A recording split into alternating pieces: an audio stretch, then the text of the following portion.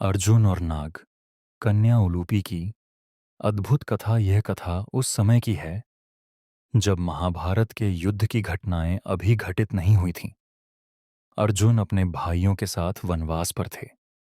यह वनवास उस कारण पड़ा था कि द्रौपदी के साथ विवाह के बाद अर्जुन ने एक दिन युधिष्ठिर और द्रौपदी को अकेले देखा, जबकि उन्होंने यह व्रत लिया था कि कोई भी भाई उस कक्ष में नहीं जाएगा जब द्रौपदी उसमें होगी।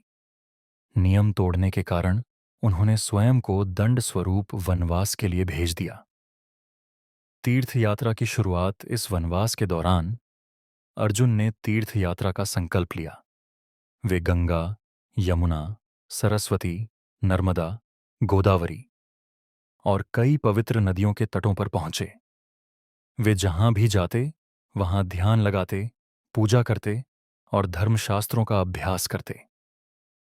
एक दिन वे हरिद्वार के समीप गंगा तट पर विश्राम कर रहे थे। चारों ओर शांति थी और गंगा की कलकल ध्वनि उनके ध्यान को गहरा कर रही थी। अर्जुन ने नदी के किनारे बैठकर ध्यान किया और फिर वहीं लेट गए। इसी समय एक अद्भुत घटना घटी। नाग कन्या उलूपी का आगमन। गंगा के जल में रहने वाली एक नाग कन्या, जिसका नाम उलूपी था, वहीं कहीं गहरे जल में निवास करती थी। वह बहुत ही सुंदर और तेजस्विनी थी। उसने अर्जुन को पहली बार देखा और देखते ही मोहित हो गई। उसकी आंखों में कौतूहल और प्रेम भर आया। उलूपी ने सोचा, यह कोई साधारण मनुष्य नहीं हो सकता। इसकी देह से तेज और शौर्य झलकता है। यह तो निश्चित ही कोई महान योद्धा है। उसने तुरंत जल का रूप धारण किया और अर्जुन को जल में खींच लिया। अर्जुन नागलोक में अर्जुन को जब होश आया तो वे स्वयं को एक अद्भुत लोक में पाए। वहां की दीवारें रत्नों से जड़ी थीं। प्रकाश बिना दीपक के फैल रहा था। वहां स्वर्गीय संगीत गूंज रहा था और वातावरण पूर्णतः शांत था। उलूपी ने अर्जुन से विनम्रता से कहा, हे महान धनुर्धर, मैं नाग कन्या उलूपी हूं। जब से मैंने आपको देखा तभी से मन आपको समर्पित हो गया है। कृपया मेरी इच्छा को स्वीकार करें और मुझसे विवाह करें। अर्जुन का धर्म संकट। अर्जुन पहले असमंजस में पड़ गए। उन्होंने कहा, हे देवी, मैंने यह व्रत लिया है कि वनवास के दौरान किसी स्त्री से संबंध नहीं रखूंगा।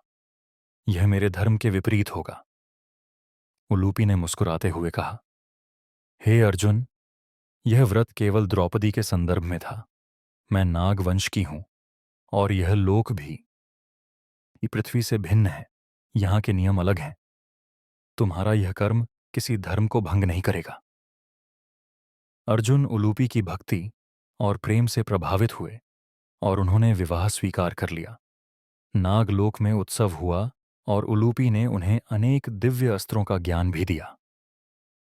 इरावन का जन्म कुछ समय बाद अर्जुन ने वापस लौटने की इच्छा जताई। उलूपी ने सहर्ष अनुमति दी, लेकिन यह वचन लिया कि अर्जुन अपने पुत्र को नहीं भूलेंगे। अर्जुन के जाने के बाद उलूपी ने एक पुत्र को जन्म दिया, जिसका नाम इरावन रखा गया। महाभारत युद्ध और इरावन का बलिदान।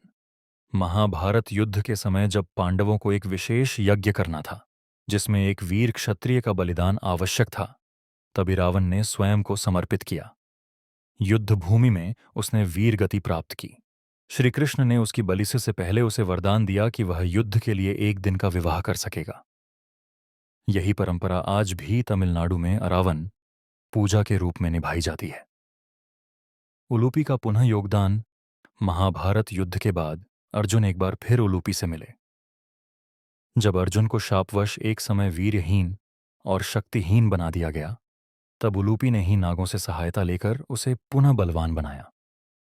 इस कथा का संदेश। इस कथा में प्रेम, धर्म, त्याग और संबंधों की सुंदर अभिव्यक्ति है। अर्जुन जैसे महान योद्धा का जीवन केवल युद्ध नहीं था, बल्कि आत्मनियंत्रण, धर्म का पालन और संवेदनशीलता से भी भरा हुआ था।